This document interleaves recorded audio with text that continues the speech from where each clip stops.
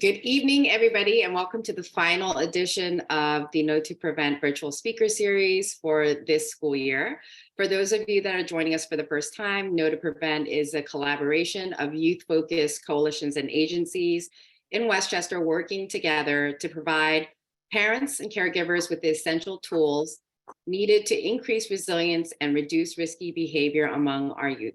For more information about us, you can visit us on knowtoprevent.org. Before we get started, I do want to go over a few quick housekeeping items. The presentation is being recorded tonight, and all participants and all those that registered will receive a link to the recording along with a handout called the tip jar. The tip jar highlights takeaways, information, and prompts from tonight's speakers, so you can have them for reference. Past the presentation.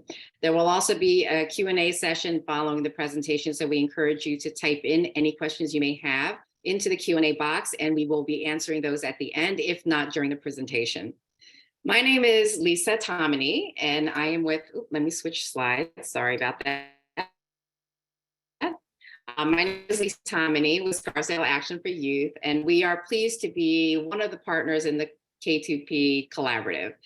SAY is a community coalition dedicated to empowering youth and their families with the skills to build resilience and make informed, healthy decisions. It's my pleasure to introduce tonight's speaker. Pat Awesome is the Associate VP of Consumer Clinical Content Development at Partnership to End Addiction. In this role, she curates information ranging from current substance use trends to how parents can protect youth to finding treatment. She's a frequent speaker on topics ranging from vaping to marijuana to opioids and co-occurring disorders as tonight. Pat holds an MBA in finance, master's degree in counseling psychology, and is a New York licensed mental health counselor and New Jersey licensed professional counselor with a master addiction counselor certification. Thank you so much for joining us tonight, Pat, and I know you will have some wonderful things to share with us, and I am very much looking forward to it, as is everybody else. Thanks, Lisa. I am going to share my screen and we will jump right in. So I've got lots to share tonight. And it's a great topic, mental health and substance use, and to help you really understand the warning signs and actions you can take as a parent or other caregiver. So these are the topics, right? So we're going to do a little bit on teen mental health. I want to talk a little bit about the risks of self-medicating. So often kids will use alcohol and other drugs to alleviate some of their mental health symptoms. You'd have to be under a rock if you haven't heard about the influence of social media on kids lately. I mean, there's a tremendous amount on the news about that. And then we will close with some resources to help.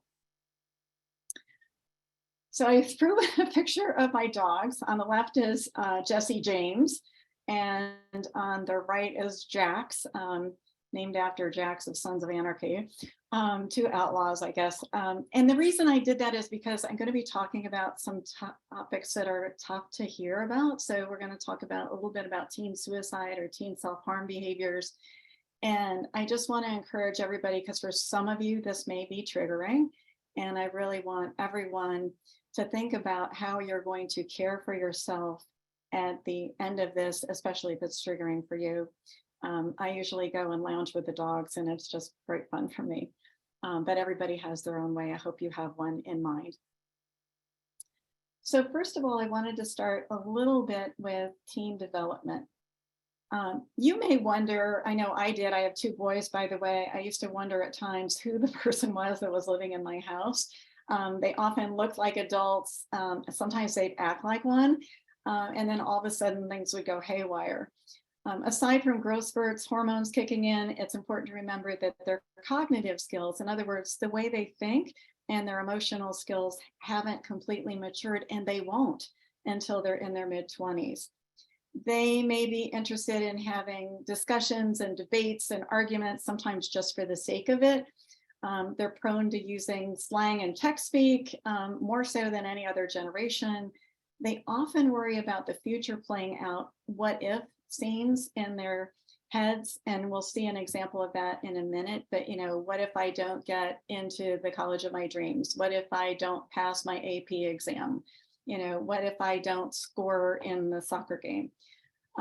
Sometimes they bow to peer pressure to be like others and are sensitive, really sensitive to other people's opinions and reactions. They can be introspective and moody and need privacy. And often they're trying out new personalities to figure out just where they fit in. So in the headlines, there are tons of things about mental health stories about teens. Here are a few. The one on the left is from the Times discussing whether having a phone in your teen's bedroom is a good idea, or would more sleep help? And of course, there are articles about more nutritious food and more exercise, less homework, changing the start time of school. The one on the bottom, teens turning to TikTok for mental health advice, is particularly scary to me. There are a tremendous lack of resources to address teen mental health. On average, across our country, there are 14 pediatric psychiatrists for every 100,000 kids. That was reported last year by the American Academy of Child and Adolescent Psychiatry. So, kids are having problems going to the ER because there really is not enough help available. And then there are lots of shows and so forth on, the kids aren't right, which is the bottom part. So this is a quick clip that I'm going to show you. It may be the moving lips may be out of sync with the voice, but just try and listen to what teens are thinking about. By the way, this was a longer clip. I cut it off, and my editing skills aren't all that great, but you'll get the gist of it. Sometimes I think everything's going to be all bad. I only have negative thoughts. I think a lot about my relationship to other people. What if no colleges accept me, Am I going to mess up? Oh my God, you mess that up. Like, look at you go again. Am I actually a certain way and I'm just perceiving myself wrong? What if I tore my ACL and I never could dance again? What if someone else worked harder for this but didn't get it? My parents are gone for 10 more minutes. I'm like, dude, what if they got in a crash? What if they got robbed? What if they got stolen? What if I got here and robbers already took over my house? Maybe they don't like me anymore. Right, so in this clip, you can see the kids are worried about what is going to happen in the future.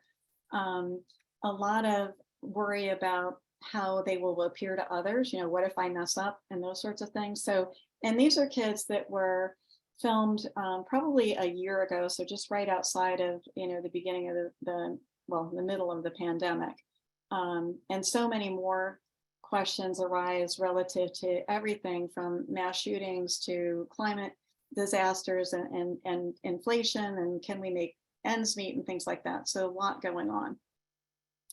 This is a poll that was done by the National Alliance of Mental Illness for teens in the range of 17 or 12 to 17.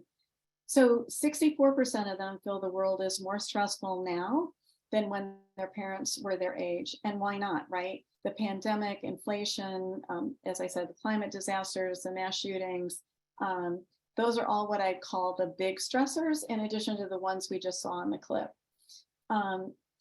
About 1 in 6 are reporting negative emotions all of the time or often, which is really concerning. Girls are more likely to say they're anxious or stressed out often or all the time. And in their research, 1 in 4 had been diagnosed with a mental health issue. Let's see. So in terms of schools, teens are asking the schools to step up, although let me point out that in the same poll, 95% of teens said that they really trusted what their parents had to say about mental health. So understand that as a parent, your child is likely to feel that you're a really good resource for information and help on this. And by the way, it's interesting to me that the teens are asking for the schools to step up, because a few years ago, we did some focus group research with parents, and parents were like, I don't want to talk to the school at all about mental health because I'm fearful that my child will be labeled or it'll end up somehow in a school's transcript. So it's really interesting to see the change in dynamic over the last couple of years. 2 out of 3 agree that schools should teach more about what mental health is, including where and how to seek treatment. Over half think that mental health matters, and many are infusing curriculum with social emotional learning. 4 in 5 who seek mental health information from teachers say they trust their teachers and other adults at the school to provide it. And about 2/3 think the school should offer days off for mental health, which is really interesting because I'm hearing the same thing in the corporate world where people are saying, we want to broaden the definition of a sick day to include mental health.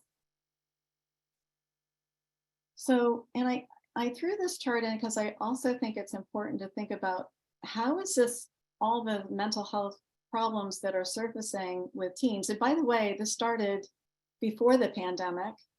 The pandemic made it worse, but it wasn't like this just started with the pandemic. Teen mental health has been on the decline for almost a decade. So what about parents and other caregivers? So this was a study that was done by Cigna of 1,100 parents across the United States and a representative sample. Nearly 80% of the parents reported seeing new or increased signals of potential mental health issues from their teen, including anxiety, depression, behavioral issues, and increased problems with social interactions. Over a quarter of parents reported feeling overwhelmed by their child's needs, and nearly a third say it's negatively impacted their own mental health. And as you can see here from the bottom of the chart, 18% of parents are saying, this is affecting my productivity at work. And then there are another 14% that feel that it's so impactful that they've left the workforce. So I think, and the reason I'm showing this chart is that it's really important for you to take care of yourselves. I'll talk about modeling toward the end, but I think it's really important to know that parents and caregivers need to really focus on what they're doing to demonstrate healthy behaviors and so forth in the home. So when do mental health problems typically surface? So as you can see from here, the majority of mental health problems surface by age 24. Half of them surface by the time a teen is 14. So mental health really is a pediatric onset problem. Let's see here. So I know in the NAMI, in the NAMI poll that there was a discussion about how 1 in 4 are facing a mental health challenge. In a lot of other studies, it's 1 in 5, so it's still a lot. To be a mental health disorder, there has to be functional impairment. So if a child has anxiety, but it really isn't getting in the way of their daily functioning, it most likely wouldn't rise to the level of being called a disorder. And the most common ones amongst teens are anxiety disorders, depression, attention deficit hyperactivity disorder, ADHD. Some may struggle with bipolar disorders, schizophrenia, eating disorders, and borderline personality. Mental health disorders and substance use disorders are often tightly linked. When a mental health disorder goes undiagnosed or untreated, a young person will often attempt to self-medicate or self-treat with alcohol or other drugs. So when anxious feelings escalate to a point where they're beyond what's normal and healthy, because some anxiety is actually healthy, you know, that anxious feeling you might feel before you jump into a soccer game. I mean, that's normal anxiety. The anxiety you might feel about going out on a date, that's normal anxiety. But when it begins to interfere with everyday life, it's then something to pay attention to. So generalized anxiety is when children worry excessively about everyday things. Kids with generalized anxiety disorder often struggle with perfectionism.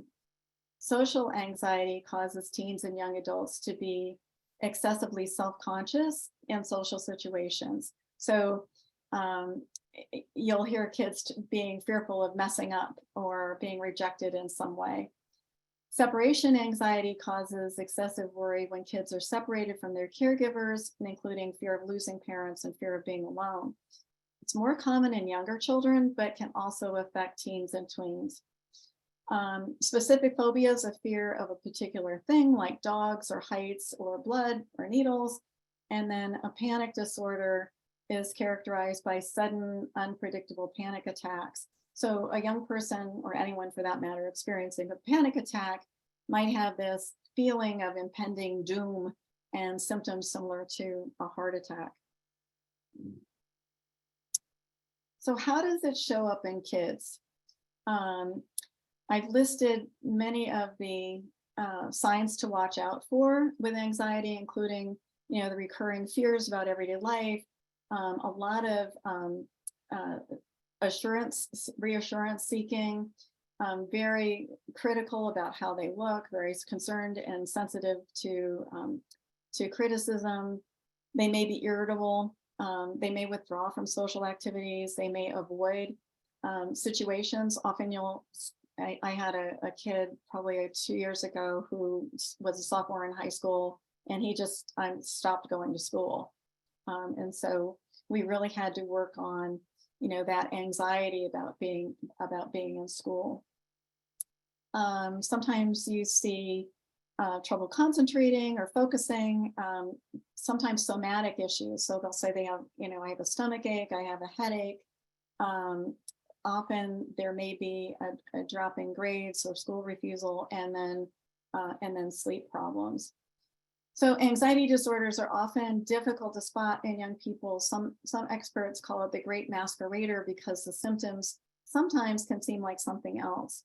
For instance, disruptive or antisocial behavior can be a cover for anxiety. So in kids who constantly seek reassurance or are overly hard on themselves, or those who cope by escaping into social media or video games, may be dealing with more severe anxiety. So what happens when anxiety and substance use kind of go hand in hand? So the teens who have anxiety may use alcohol. It's easy to get, right, for the most part, or other drugs to temporarily alleviate feelings associated with socializing, having to present in class, or living up to others' expectations. When anxious feelings become too much to handle, substances allow them to feel better for a short period of time. Additionally, adolescents who use substances to alleviate anxiety symptoms may feel their anxiety is more intense when they aren't using. This can lead to a pattern of increasing use or tolerance. So tolerance is that their body becomes more accustomed to it. They continue to use more and more to get the same result. So substances can complicate the treatment of anxiety because the effects of the substance cover up or mask the anxiety symptoms. Sometimes it becomes much harder to assess the disorder and provide the appropriate treatment. So a little bit about depression. The most common kind of depression is called major depressive disorder. The disorder is made up of severe episodes that last at least 2 weeks. So, and I think, I want to underscore the 2 weeks, because I think sometimes people are like, my child's been really down, depressed, maybe problems with sleeping and whatnot for a month or more. And really, it's really important to pay attention if this is kind of going on more days than not for over a 2-week period or longer. Some of you may have heard the term dysthymia. It's been replaced by persistent depressive disorder. It has milder symptoms than a major depressive episode, but it may last for years for some people. Teens and young adults who are depressed have chronic feelings of worthlessness and lose interest in things they previously enjoyed. And while adults with depression may be sad and lethargic, depressed teens tend to be more irritable, restless, and negative. So the first time I encountered this, I was sort of like, oh, what teen isn't irritable and restless and moody and whatever. But again, it really is a change in mood. Sometimes there's a loss of weight, so that kids, just kind of stop eating, or other people will gain weight and, they'll find comfort in food. And so they're eating the whole bag of potato chips. Some people oversleep, some people don't sleep at all. But some of the hallmarks are really, really losing interest in that kind of sad, depressive, hopeless feeling for a couple of weeks. This is data from 2021. It was the Youth Risk Behavior Survey, and it's really, I think, encapsulates the feelings of sadness and hopelessness that kids are feeling in the United States. So on the whole, 42% are saying that they've had persistent feelings of sadness or hopelessness during the past year. But notice how it jumps for females to almost 60%. Also concerning are for our kids that identify as LGBTQ at 69%, and same sex in terms of sexual contacts at 78%. So in particular, it's affecting young females and those that identify as LGBTQ. It's certainly more worrisome. So signs of depression.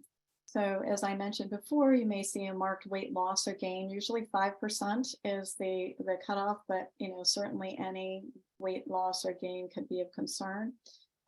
Some people sleeping too much or too little, being restless, or not having any energy, feeling like, I just can't do it.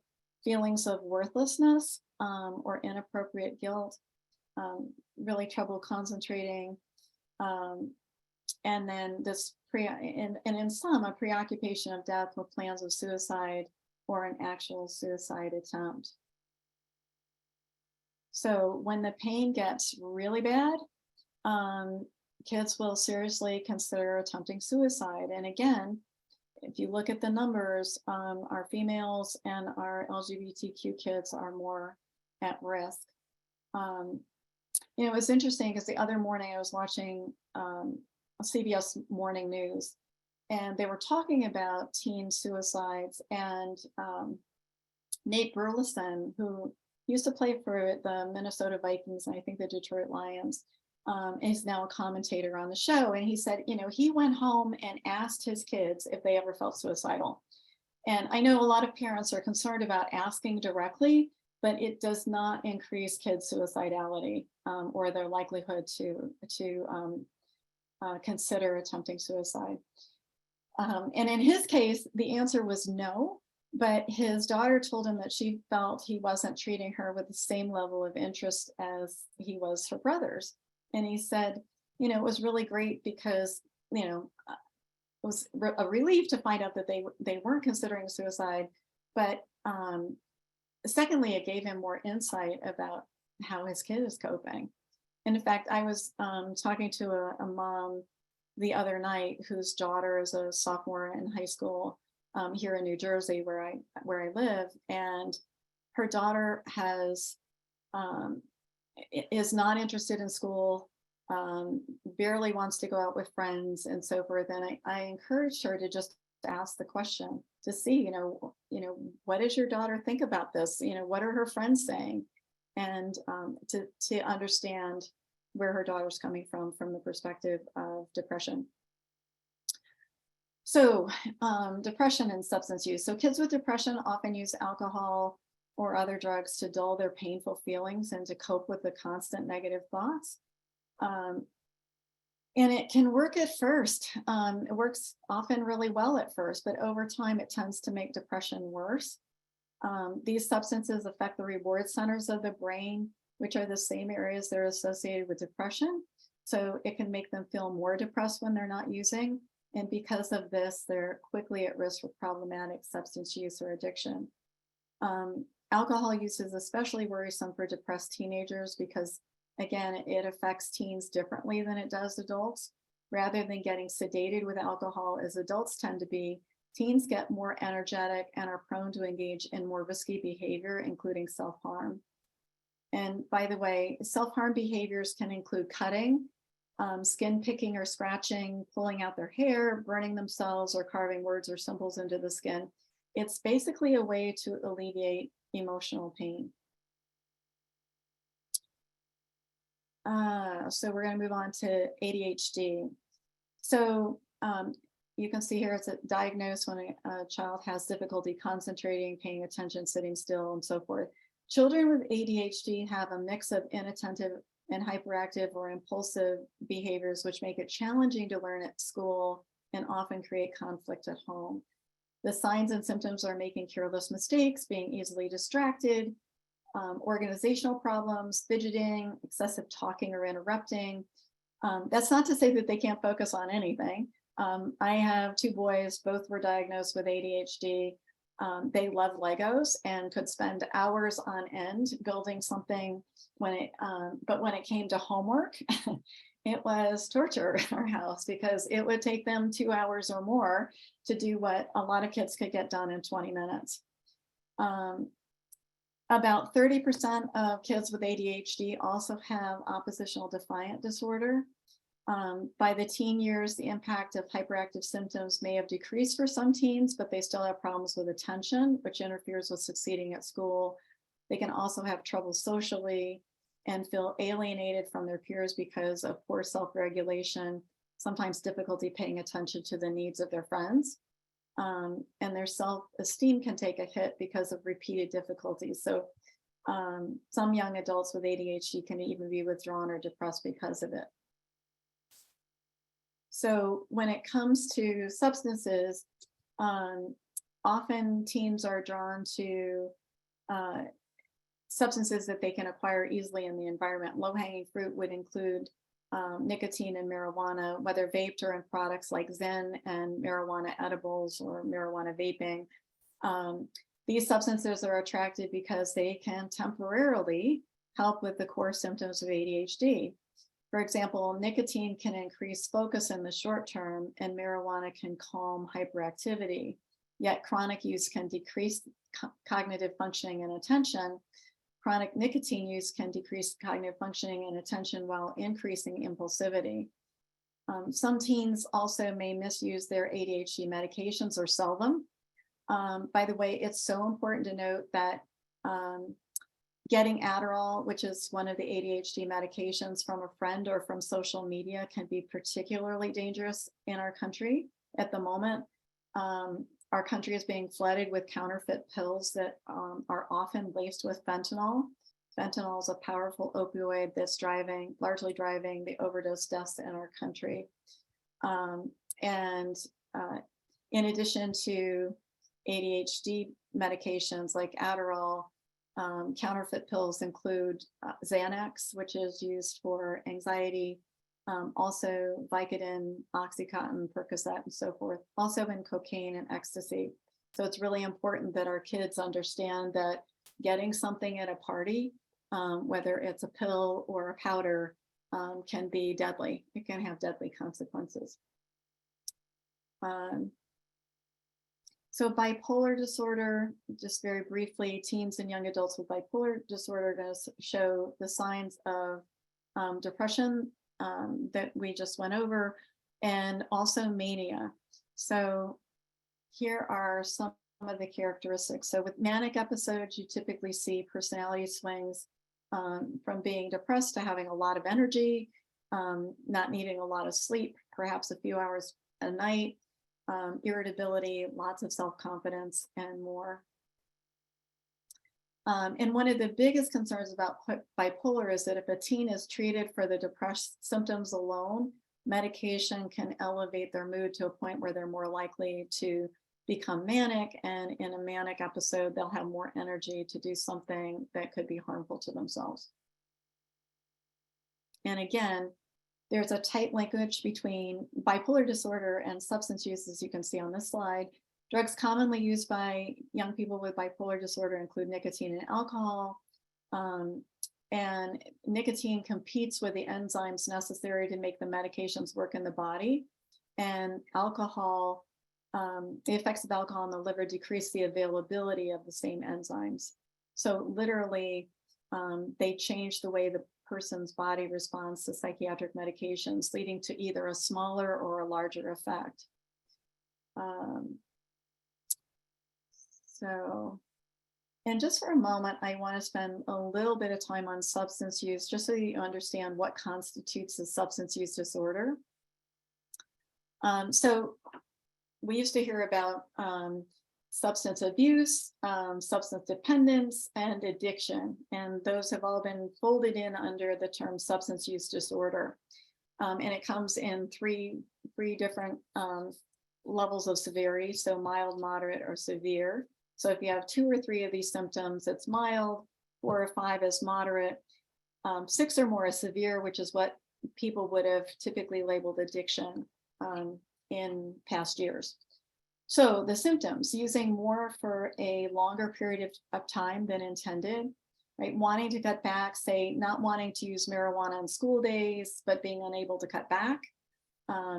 So they might think, I'm just going to use on the weekends. I'm not going to use on school days, but they find that they're using on school days.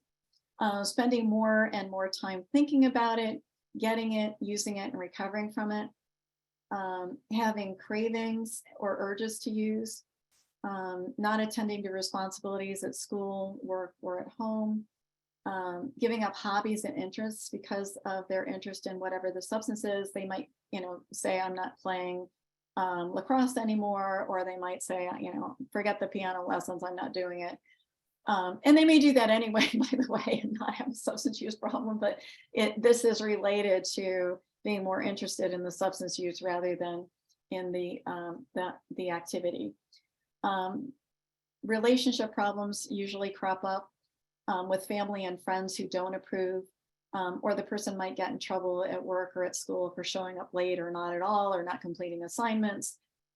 Some kids will use in dangerous situations, which you can think of drinking and driving, or somebody getting into a car with a person that's high, and driving. Use of substances can impact both physical and mental health, making both worse. So a teen who has an anxiety disorder and is drinking to alleviate the symptoms might experience worse anxiety over time. Tolerance means having to use more and more of a substance to get the same effect. So maybe they need to drink a 6-pack of beer to get the same buzz that they might have been able to achieve with 1 or 2 earlier on.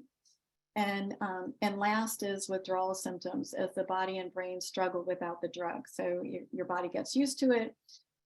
This can include being sick with flu-like symptoms for pain pills or heroin, while for marijuana, it may be irritability, loss of appetite, and sleep problems. You also see the same thing with nicotine, usually a lot of irritability. Nicotine often suppresses the appetite, so you can think about, maybe being hungry or things like that. So adolescence is the critical period for addiction risk. And it goes back to what I talked about in terms of teen development at the very beginning.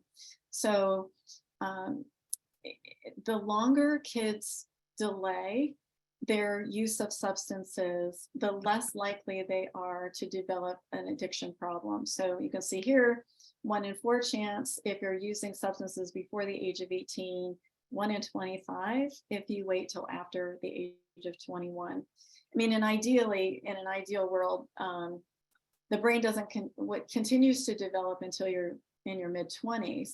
So again, one of the messages we want to give kids is we're not trying to prevent you from having fun. We want you to do risk taking and all those, and be curious about different things, but not with substances because of how they impact the brain. And we know so much more about it now than we did when we were kids. So there's that aspect of it. And as well as the fact that the substances that are available to kids today are very different than the substances that were available 20, 30 years ago. So this is just a chart that I wanted to share with you. It's data from Monitoring the Future. It's a study that's done every year, usually somewhere between 40 and 50,000 kids. And they look at 8th grade, 10th grade, and 12th grade. I just decided to use the 12th grade data. It's done by the University of Michigan in conjunction with National Institute of Drug Abuse.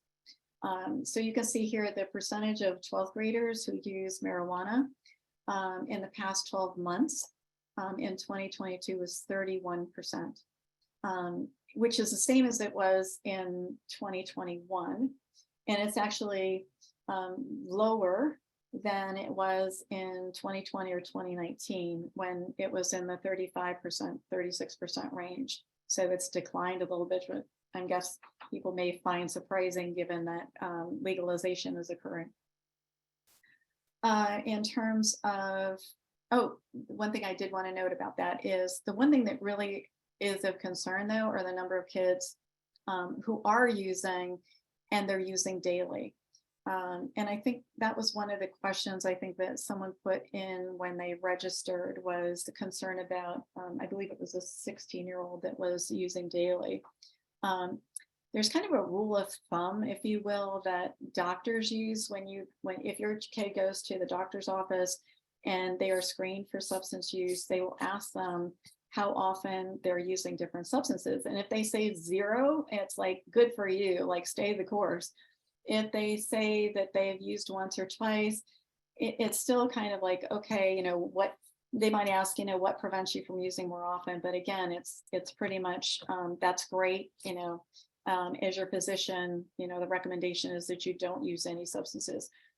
If they're using monthly, they're going to suggest what's referred to as a brief intervention. And I know for me, the first time I heard that term, I thought, oh my God, it's like an HBO intervention. We're going to circle all your friends and your family, and we're going to talk to you about this. That is not what it is.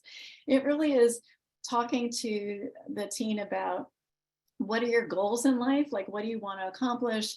With relationships or with sports or with school or, with a job or what have you. And how do you think this might interfere with your attainment of those goals?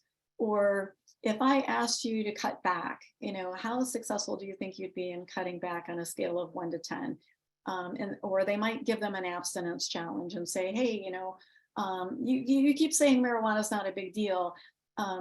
I want you to stop for the next 30 days and I'm going to check in with you and see how you're doing. So that's the quote unquote brief intervention.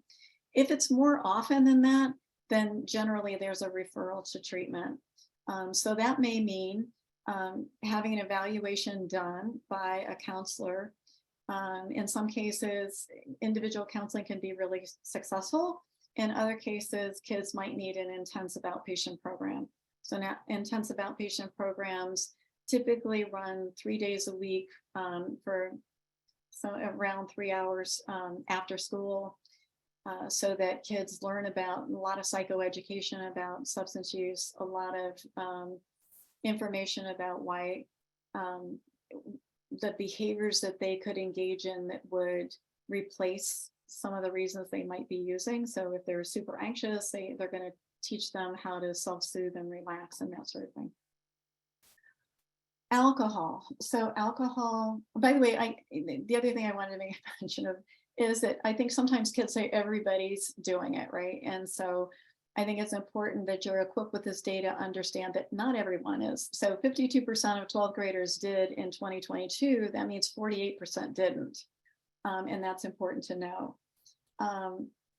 So this is up from 47% in 2021 and pretty much consistent with pre-pandemic levels. And then in terms of vaping nicotine within the last 12 months, it was 27%, which is about the same as it was in 2021. Let's see, the levels were significantly lower than in 2020 and 2019. In 2020, it was 35%. So, it was 35% in 2020 and 35% in 2019. So people were happy to see that it declined as much as it did. But anyway, that gives you a sense of kind of the overall picture. If you were to look at the 10th grade data or the 8th grade data, it's about the same, meaning the same direction, but lower amounts of usage. So the percentages would be lower. So I want to talk a little bit about the how you assess for substance use. And I thought by comparison, I would show you risk factors for heart disease, which you're likely familiar with anyway. It seems to me every time I turn on the television, there are pharma ads constantly advertising how to control high blood pressure and cholesterol. And we all know primary care physicians are going to talk about weight and, you know, what kind of diet are you consuming? And, you know, we want you to stop smoking. You need to exercise more. If you have a family history, it's going to be a problem. So there are also, just as there are risk factors for heart disease, there are also risk factors for substance use. So this was a study that was done by Kaiser Permanente. So Kaiser is one of the largest healthcare providers on the West Coast. A phenomenal researcher by the name of Dr. Stacy Sterling did this data. She looked at 41,000 health records of teens that were born between 1997 and 2000, where they had not only the teens records until they reached the age of 18, but they also had the mother's records. And what they found was that there were certain medical conditions in the medical record that elevated the risk of developing a substance use problem. And you can see that what popped up here mostly was related to mental health, right? So if there was self-harm, and I went over the, you know, what the different routes of self-harm are a little earlier, but 5 times the risk for someone who was engaging in self-harm behaviors, 5 times more likely to end up with a problem with substance use. And by the way, when they said problem with substance use, I mean, it wasn't like the pediatrician wrote down, you know, is, you know, drank at a party. It had to be a specific documented substance use problem. The other thing that was really important to note from the study is that mothers who had either major depression or episodic depression were factors that increased the risk as risk for the child. So paying attention to your own mental health is really, really important, whether you're the mother or the father or another person who's taking care of a teenager. It's really important to pay attention to your own mental health problems. So at Partnership to End Addiction, we developed a risk assessment tool. So we took the data that Kaiser Permanente put together, and we added to it other factors that can impact a child's risk level. So you could go to the website and fill it out. It's anonymous. It takes a few minutes to complete. Basically, there are 19 questions that we ask. So in addition to the ones that were identified by Kaiser, it might be things about family history or early substance use or family conflict. And at the end, it will give you a report that says, here are the risk factors you've identified, and here are ways in which to mitigate those risks. So something that all of you can do after we finish the presentation or tomorrow, another time, would be really great to do. Because we do think, you know, there are some kids that can try substances and kind of sail on through life, and there are other kids where it's like tipping dominoes. It's just one problem after another is going to occur. And it's just so much better to intervene early if you think there's going to be an issue. So now we're going to look a little bit at social media and its impact on mental health and substance use. So I put this in because I think it's so interesting. You know, for half a century, the mall was the place to meet. You know, teens would hang out, and it was a source of jobs for kids. In fact, there were almost 3 million retail jobs for 16 to 19-year-olds in 1990. But today it's closer to 1 million. So it dropped from 3 million to 1 million. In addition to dwindling jobs, the rise in technology is making hard for even teens to spend time in malls. And you know, what you do see are that, you know, teens are spending more time on their screens. And this is let me go back up. This is a chart from Common Sense Media. And it's, by the way, if you have not looked at Common Sense Media's website, it is phenomenal. I'll explain the chart first and then I'll tell you why I think it's phenomenal. But anyway, Common Sense shows how much time teens and tweens were spending on screen media from 2015 through 2021. On average, 8 to 12-year-olds use about 5.5 hours of screen time, of screen media per day, while 13 to 18-year-olds were using 8.5 hours. Now, these figures represent the total amount of screen content young people consume or engage in. And basically, if they were watching television and scrolling through their phone, they counted, it was almost like double counting to a certain degree. But so, you know, teens often spend some proportion of time using multiple screens at once, or they often watch or use screen media while they're doing other things like riding in a car or on the school bus or eating breakfast. So, I mean, I wouldn't look at this and say, oh my God, every teen, you know, in the country is spending 8.5 hours on media. But it does beg the question of, if they weren't spending that much time on screens, what else could they be doing? And by the way, there was a question about a person who has daughters entering their teen years, and they are, I guess the girls have access to TikTok, but we're holding the line, the parents are holding the line on Instagram. And so they're trying to figure out, you know, how do I navigate that? Common Sense Media has guides for Snapchat, for TikTok, for Instagram, and they talk to you about what ages they think things are, you know, are useful. In the case of Instagram, the recommendation is not before they're 15 because of more mature content. And they also have information about parental controls and ways to monitor, which I think is really important for everybody.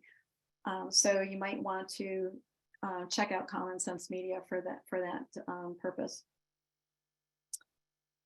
So the next slide is research that was done by the Pew organization in 2022. So you can see that, you know, a lot of teens feel that using social media makes them feel more connected. They can really show their creative sides. They find that, you know, there's a community there that can provide emotional support, and often they feel more accepted. However, while teens have a positive outlook on the impact of social media, there is the negative side of it, and especially again for young girls, feeling overwhelmed because of all the drama, like their friend, and feel like, you know, FOMO, fear of missing out, that their friends are leaving them out of things, that they feel so pressured to post content that will get likes and comments. I have a young college girl I was working with, and she was describing how she and her friends would take almost 100 pictures of themselves, and then they would Photoshop the picture after they found the one that they thought was really the perfect picture.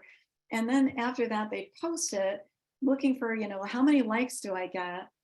And then they would have this overwhelming sensation of imposter syndrome, so that, you know, if they go meet somebody, they're going to look at them and say, well, you don't look like that. And so it almost made them feel worse, right, in terms of the way they were presenting themselves, and worse about their own lives. So there definitely is a concerning side.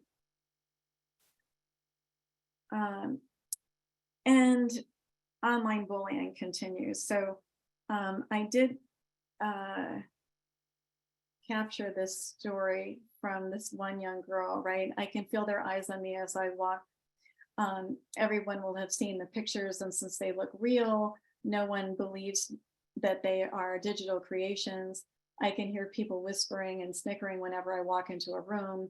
Text messages taunt me every day, and I think I know who is sending them, but without proof, I feel helpless. The latest text says that I should expect more of the same if I don't do whatever they tell me to do. I'm scared to tell my parents because they might think the pictures are real, and I'm ashamed for them to find out what the other kids think of me. And again, you can see in this particular chart where females and folks in the LGBTQ community really are bearing the brunt of online bullying. Oops.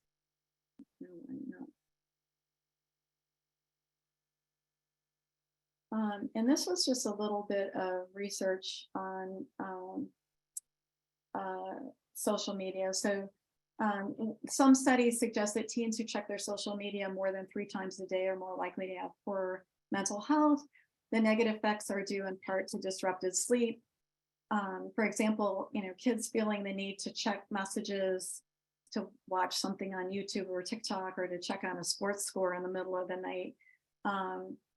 I just covered bullying. And then there's the issue of how much time is spent on devices instead of exercising. The report in JAMA Pediatrics examined how many hours per day teens were using social media and saw a linkage between more than 3 hours and a greater risk of mental health, mostly problems with more anxiety, feeling more lonely, feeling depressed, and that sort of thing. So next I wanted to show you a video clip that we put together at Partnership with Ryan Hampton, talking about social media and the concerns of it related to substance use. So again, it's about 4 minutes long. Hi, I'm Ryan Hampton, author, advocate, and person in recovery from a substance use disorder. Many of us use social media to build relationships and stay connected with our family and friends. But did you know that there's a darker side of social media that can actually influence the way teens think about substance use? This is Fact Check, a series by Partnership to End Addiction.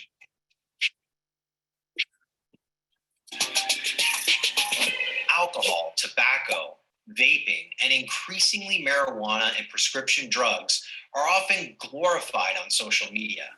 Not only are kids impacted by pictures they see of people partying with addictive substances, but many of the companies that make and sell these products market to kids even though it is illegal to do so. Juul, one of the leading e-cigarette companies, paid social media influencers to show themselves enjoying their products, had young, attractive actors in their ads, and offered giveaways to attract school-age kids to their products. The result? We now have a new generation of kids hooked on nicotine. Social media can also influence teens to try risky and oftentimes dangerous challenges involving substances.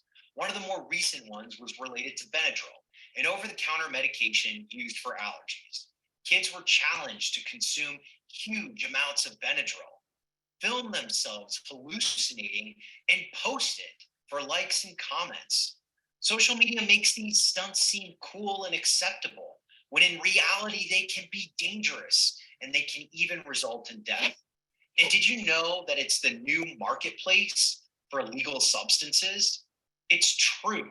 Social media platforms are increasingly being used to buy and sell drugs. The sellers benefit in that it provides worldwide reach and it's harder to get caught. The buyers find it convenient. Dr. Laura Berman, a relationship therapist featured on TV, lost her 16-year-old son to an overdose. He bought a pill on one of the social media platforms that was laced with fentanyl, a very powerful opioid that actually resulted in his death.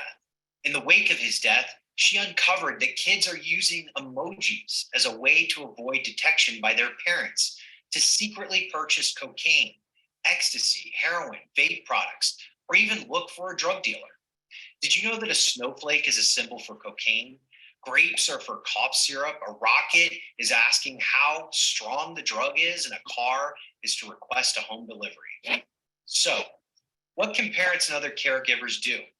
Keep an eye on your teen's social media in order to be aware and to respond if they're going to sites or channels that promote substance use. Asking about and checking out who they follow, what they think of challenges, and the kinds of pictures they think are okay to post can be good conversation starters. Helping kids think through the consequences of challenges is really important despite their desire for more likes, more DMs, and more comments. Likewise, talking over the potential danger of interacting with people they don't know over social media is another worthwhile conversation to have. It's important for kids to know that social media is a powerful way to present their unique personality and their interests to colleges, to coaches, and to potential employers. Parents can help their kids learn that what they post can come back to haunt them when it comes to important relationships, their dream job, or other important goals. A good tip is to encourage them to get in the habit of waiting a minute and taking the time to look over their message before posting, to avoid sharing impulsive and regrettable messages or images. Let me give you something to think about. What does your teen's social media presence say about them? Thank you for joining us today. To learn more about social media and substance use, go to drugfree.org. This is Fact Check, a series by Partnership to End Addiction. So let me just stop for a second there and talk about a couple of the things that Ryan had to say. We know that kids are getting inundated with information about substances online. It's a fact. And so it's really important for them to understand that getting substances on one of the social media platforms is exceedingly risky. I mean, getting substances period is risky, but getting it from someone on a social media platform is exceedingly risky because of the concerns around fentanyl. So we've worked together with Snapchat to put together a guide for Snapchat. There's information again on Common Sense Media related to all three platforms, whether it's Instagram, Snapchat, TikTok, and so forth. And I do think, his observations about really looking at what does your kid's social media say about them is really important. Also asking your kids, like, who do you follow? What's interesting to you is also a great way to have conversations about this topic.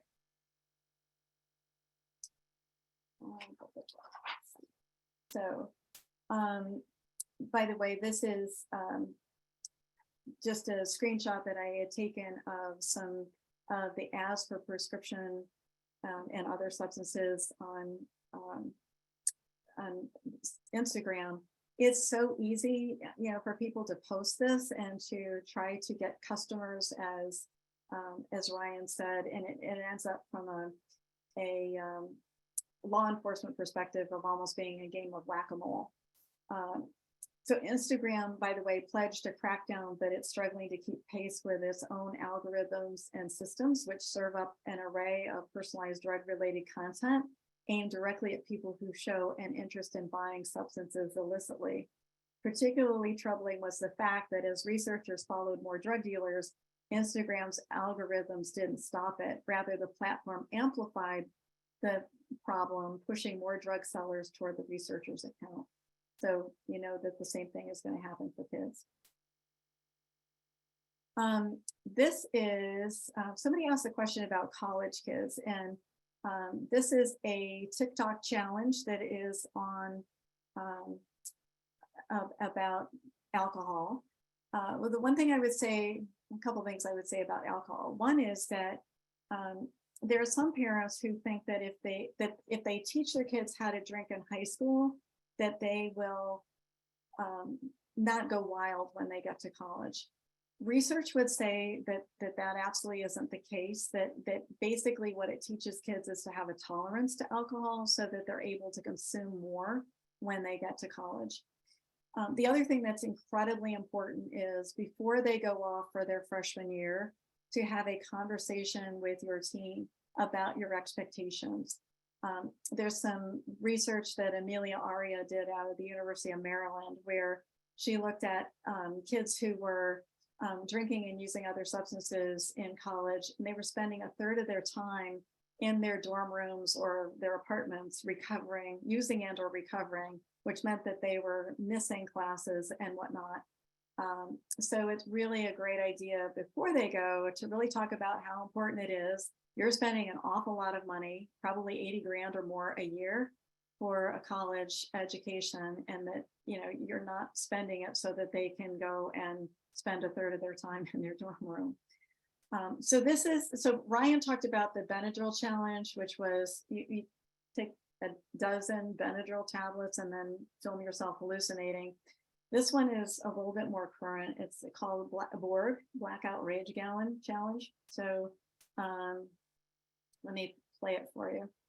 It's a snow day at UT, so I'm going to show you how I make my board. So first you need a gallon of water. You're going to pour out about half of it. Now it's time to add your liquor. Today we're using Tito's vodka. It's in this little sweater, very on theme, staying warm. Then you're going to pour it right in your board. I put in probably like a third of this. And the final real step in making a Borg is to add your Mio or some crystallite.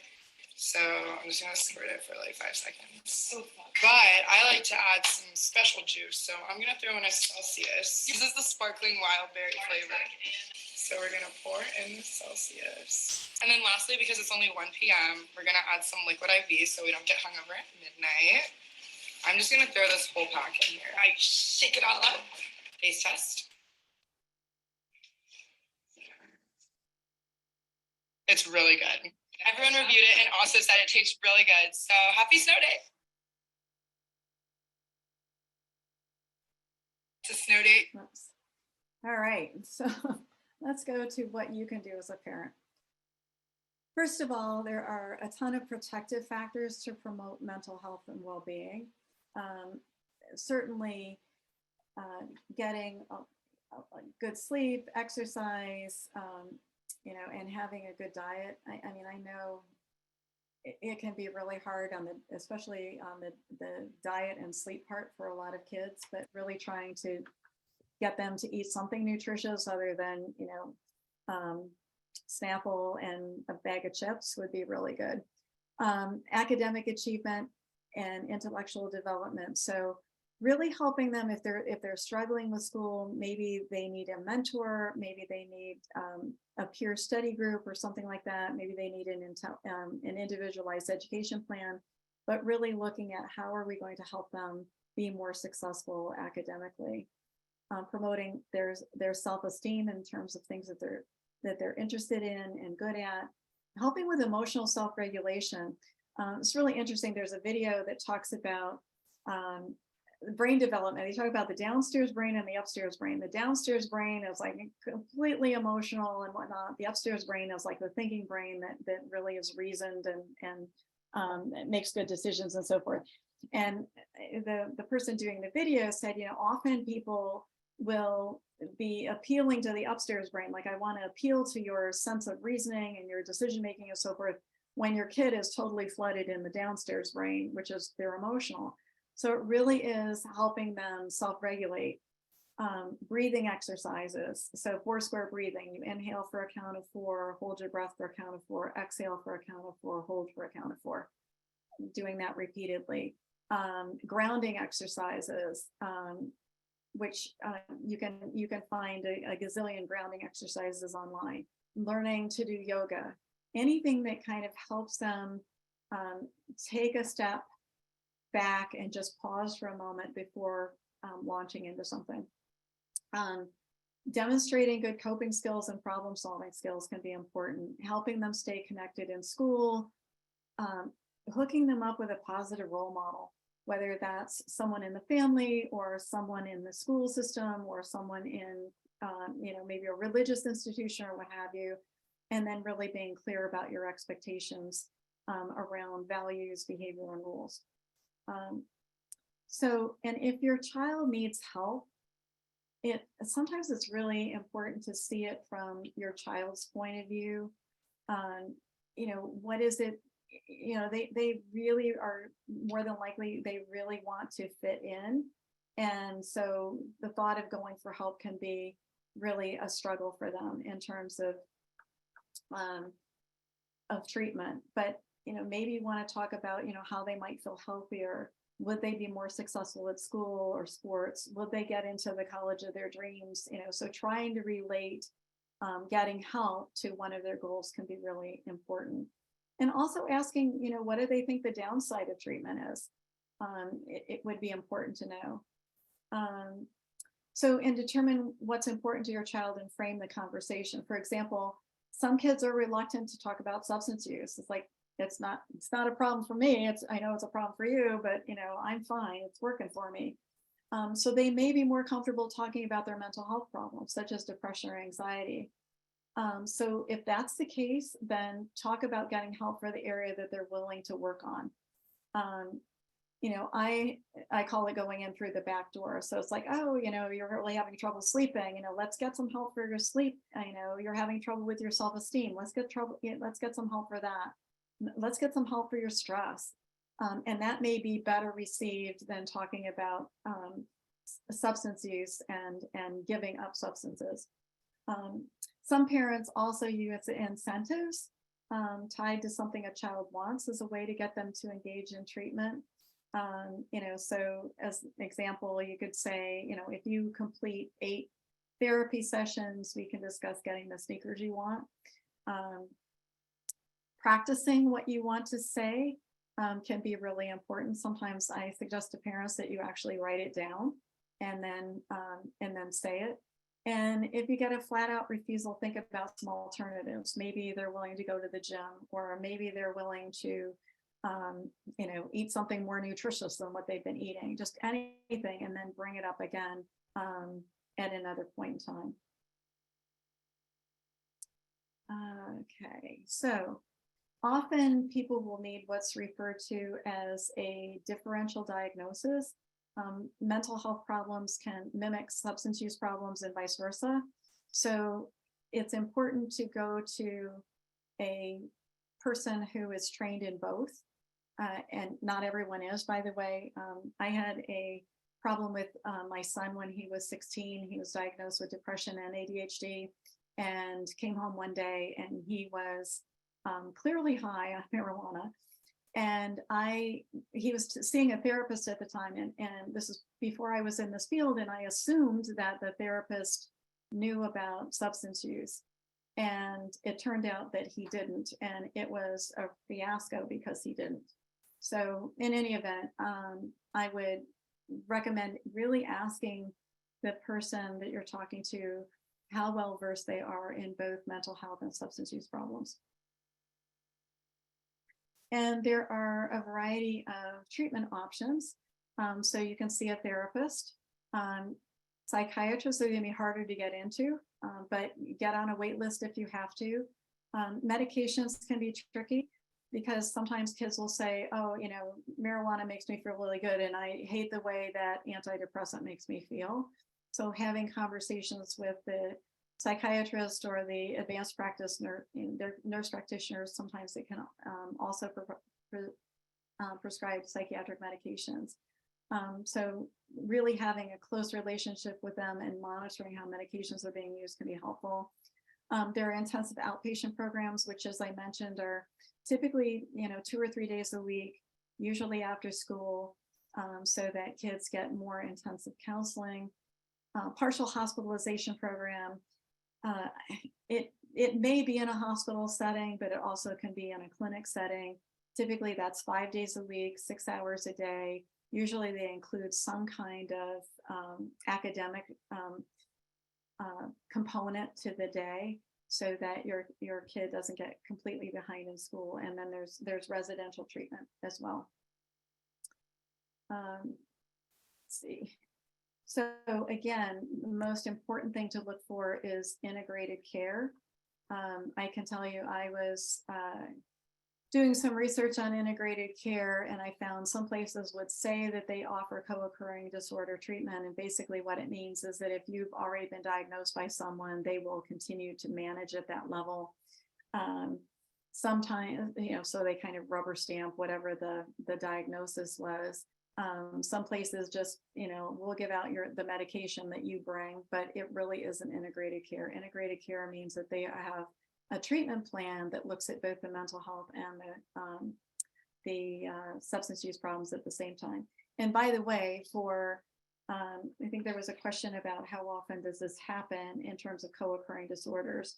So somewhere between 30 to 45% of kids with a mental health disorder also have a substance use disorder. And of kids that have been diagnosed with a substance use disorder, 65% of them have a mental health disorder as well. And you want a program that promotes mentorship, really healthy activities. What is this kid going to do so that they can maintain their wellness and not be around kids that are still using substances. And then really super important is what's the step down. So if your child is in an intensive outpatient program, as an example, or in residential care, what does the step down plan look like, or the continuing care plan? And it really requires, all hands on deck really to help out. So in terms of the family role, one thing is to encourage treatment participation. This is not an easy road for anybody, so it's really important to be the cheerleader and encourage treatment participation, providing both emotional support and encouragement. If individual and or family counseling is offered, take them up on it. Any kind of family education program, I think, would be incredibly helpful.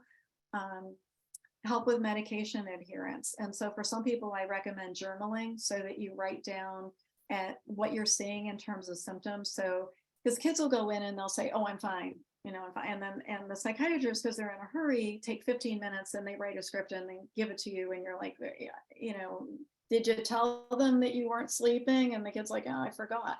So really helping understand how is the medication working for them or not working for them, as the case may be.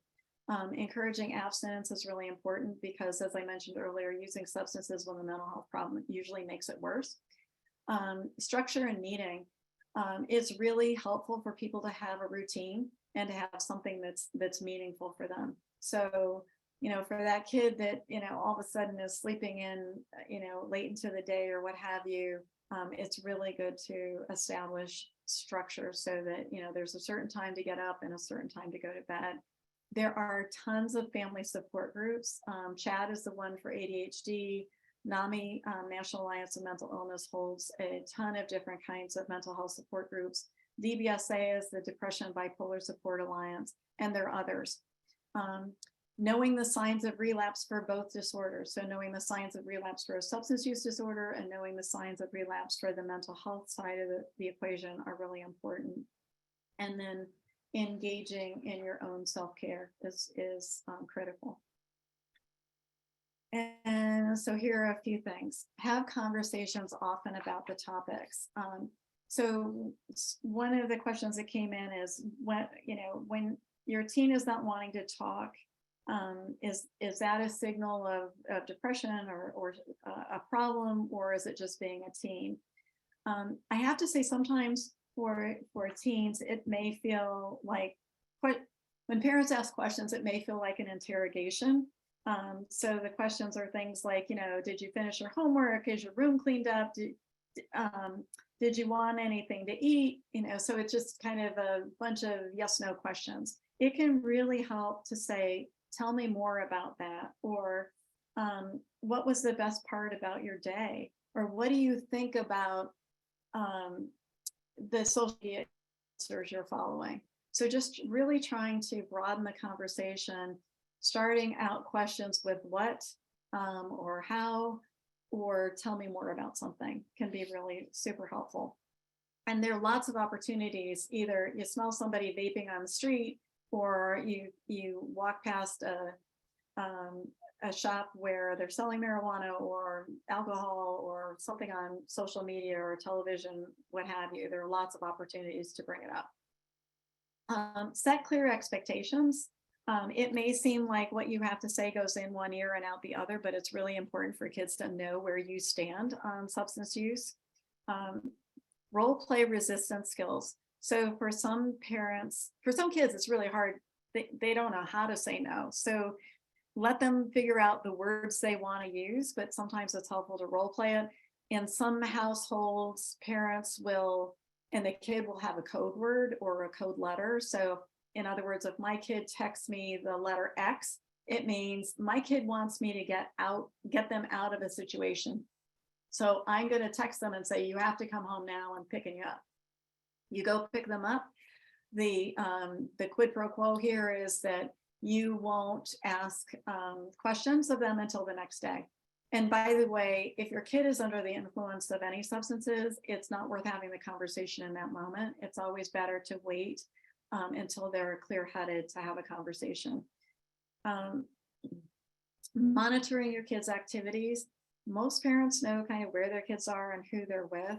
But again, monitoring in this case may extend to their social media presence, asking, who they follow. Some people get the same apps their kids are on so that they understand what the apps are like. Also, it's a good idea when your kid comes home from a party, give them a hug, give them the sniff test and see, do they smell like alcohol or marijuana? Certainly encouraging pro-social activities is really important. It's super important because of how tightly linked mental health and trauma issues are to get help for those right away. The one thing I didn't mention about the work that Kaiser Permanente did was they found that this was true of the ADHD kids. If they were successfully treated before the age of 12, they were no more at risk of developing a substance use problem than any other kid. Help them develop assertiveness skills. Foster academic competence, we talked about a little bit earlier, paying attention to your child's moods and behavior changes. Just noting the time frame, how long, how intense can be really helpful. Modeling healthy behaviors. So not only is, and I talked about a little bit earlier about if you have mental health challenges yourself, please go get treated because it will impact how your child grows up in their household. The other thing I would say is that it's really important to show your kid and to actually say, here is how I'm managing my stress. So if you come home after work and you pour yourself a stiff drink, and you're just chit-chatting, you may be telling your kid, this is how I drink to cope with my daily stress. Whereas if you come home and you say, what, I'm feeling really stressed, today was a crappy day, I'm going to go out for a run, or I'm going to take a walk, or I'm going to take a bath, or whatever, much better for your kid. Collaborate on parenting. Often parents will have different views on what each person thinks is okay. My advice here is present a united front to your child. And if you are having trouble agreeing, pick one person or the other, pick their side for 2 weeks and just say, okay, we're going to do it your way for 2 weeks. And then we're going to come back and take a look at what happened and adjust accordingly. Compare notes with other adults in your child's life. So obviously, finding out what clergy have to say, or other relatives or the coaches or teachers can be really important to understand kind of a bigger view of how your kid is behaving. I also threw this in, having naloxone and Narcan on hand. Narcan is a medication, that's the brand name, naloxone is the generic. It's a medication that can reverse an overdose. It looks like a nasal spray. And so personally, I think everybody should have it in their first aid kit regardless. To me, it's akin to having, my day it was Ipecac in case they swallowed something they shouldn't swallow. But I think that's something that's really important. And then lastly, if you do have alcohol and any kind of medications, if marijuana is your thing, keep it secured because it's easy for kids to get it, from the home. I'm gonna jump to a couple resources because I can see we're running out of time here and I want to leave a little bit of time for questions. So Child Mind Institute, a wonderful organization in New York City. They have it, you can see the blue box at the bottom, it's Trier Symptom Checker. So it isn't going to give you a diagnosis, but if you think there's some problems, it gives you at least some ideas to think about. And then you probably need an evaluation. Crisis text line is a great number to have in your phone, in your kid's phone. So it's texting if they're ever feeling like they have suicidal thoughts or super depressed, they can connect with a crisis counselor. Common Sense Media, I mentioned before, amazing parenting resources on all of the social media platforms. What age? So, you may have younger kids or older kids. It's like, what age do they think things are appropriate? They also, by the way, just recently published a report on porn. And I mean, every kid 10 years old and older is seeing porn. So really something to take a look at. Not that you don't have enough to worry about, but I mentioned the risk assessment tool at drugfree.org. We also have a bilingual helpline, English and Spanish. So you can access all of the partnership resources at drugfree.org. I'll show you exactly where to go on the website in a minute so you can find all of these. But they will listen to your story. They will help you build a plan that's personalized to you. Help and Hope by Text is a text-based support program that's designed based upon your situation. You get text messages delivered to your phone. They give you tips and ideas of things in terms of how to handle what's going on with your child. And it covers the gamut from, I strictly want prevention to my kid's struggling and I'm not sure what to do. We have a parenting skills program that really helps strengthen parenting skills in terms of having effective conversations with your kids about how to encourage healthy behaviors while discouraging unhealthy behaviors, how to set limits, how to use consequences besides taking the phone away. Sometimes that's helpful. And then there are all kinds of guides on the website. There's one about talking to your kids about marijuana. There's a playbook for parents of tweens. There's another one for parents of teens, which I pictured here. There's one about vaping. There's one about alcohol. The one on the bottom right, substance use and mental health, is a collaboration we did with Child Mind that talks about mental health and substance use, goes into far more detail than what I did tonight. We have a peer parent coaching program to hook you up with a parent who has already been down this path, and they can help you over the phone, talk about your situation and what kinds of resources might help. We also have Zoom meetings. They're an hour long in the evenings, led by one of our peer parent coaches, and they go over topics related to mental health and substance use that often parents and other caregivers find helpful. And then this is what I mentioned in terms of going to drugfree.org. You want to go to get support, and in the upper right hand corner, you see next to Refuerzos en Español, which I'll point out their Spanish resources, it's get support. Just click on that and you will come to a welcome page like this, and it will give you lots of information. Oops. Questions? So Lisa or Nancy, I'm not sure who's doing questions at this point. That would be me, and I think Lisa's gonna may join us as well. Real quickly for some finishing things. I think she's gonna get it so that we're on screen with you as well. Lisa, I'll let you start, and then there are one or two questions still on our list here. Got it. Lisa, you're muted.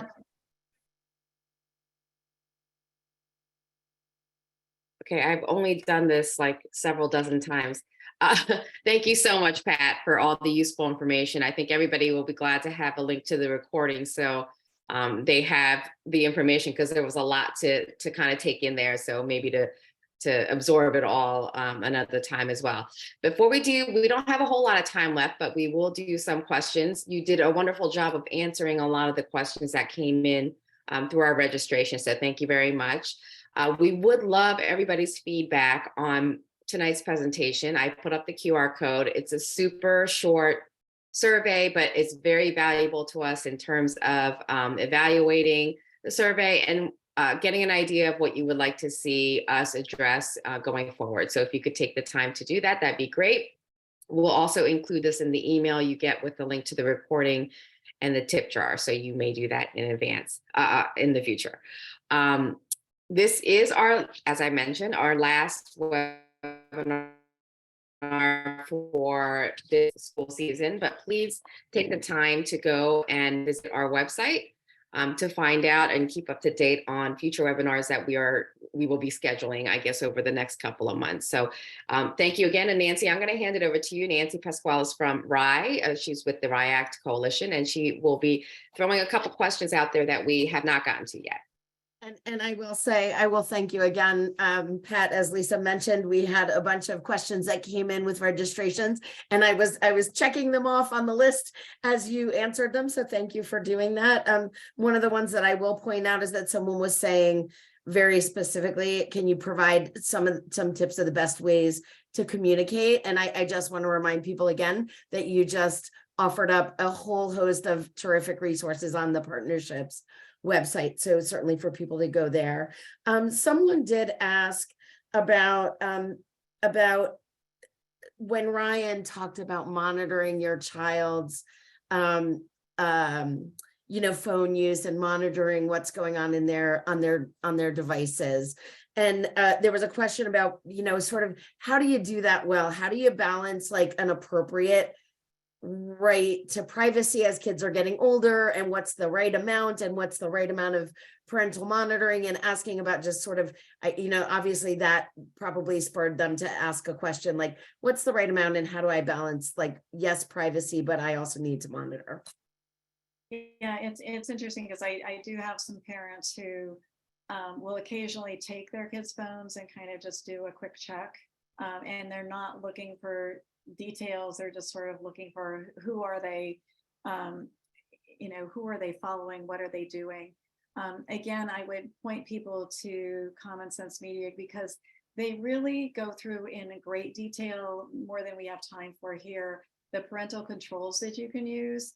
As well as ways to monitor that are effective depending on the age of your child. Because if your kid is 12, it's one thing. If they're 17, it may be something else. And also on our website, we have a guide that we co-developed with Snapchat, if people are interested, in terms of monitoring and being aware of what's going on with respect to substance use and Snapchat. Because Snapchat, as most parents probably know by now, the messages disappear. So it's been really an effective platform for people that are trying to sell drugs or buy drugs for that matter. So, but I think, part of it is having a conversation with your child too about, like, I want you to be safe, please help me understand how you think you should be managing your social media. What does your social media presence say about you? And I mean, most people can look at that. Some kids, by the way, are going to set up multiple accounts. Yeah. So, and again, on Common Sense Media, they'll tell you about, what do you do about Instagrams? that? Yeah. How do you kind of know that, this is the parent account versus this is the, what I'm showing to the rest of the world. So there's a question that just came in about that someone found it surprising about the correlation between headaches and substance misuse, and wondered why you think that is.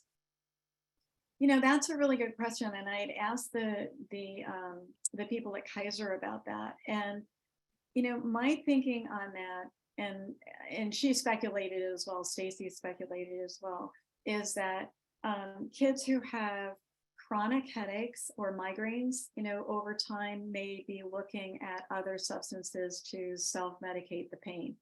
And so I think that's why headache shows up.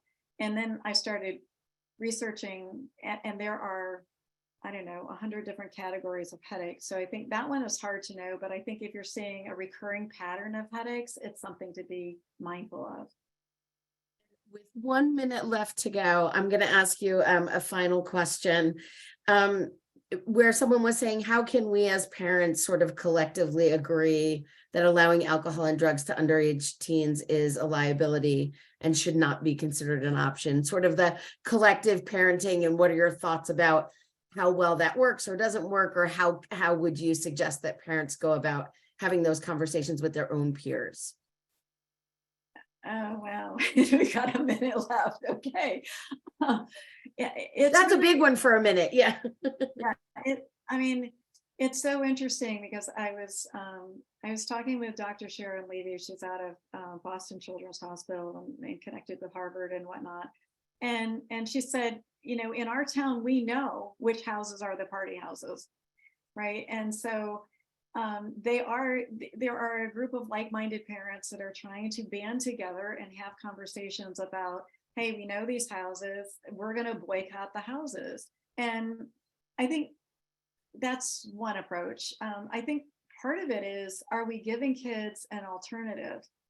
Because if kids think that the only thing to do on a Saturday night is to go to Johnny's house and, sneak in, beer and vodka and weed and whatever, then maybe we're not doing as good a job of figuring out things that kids could do that would be interesting and creative and what have you.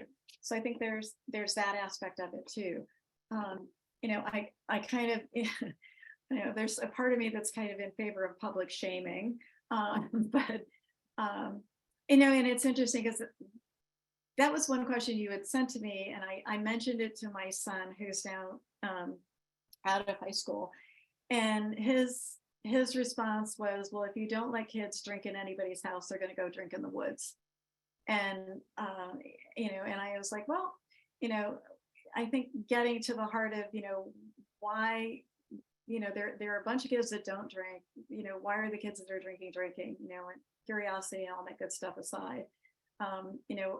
There was a study done in Iceland where they had a tremendous youth drinking problem, and they decided to really come together as a community and put together a gazillion different things for kids to do, like restoring an antique car, or I'm going to teach you how to be a yoga instructor, not take yoga classes, but I'm going to teach you how to be an instructor, or I'm going to do mixed martial arts or whatever. And they came up with things that were really interesting for kids, and their drinking rate plummeted from like 35% down to 7%.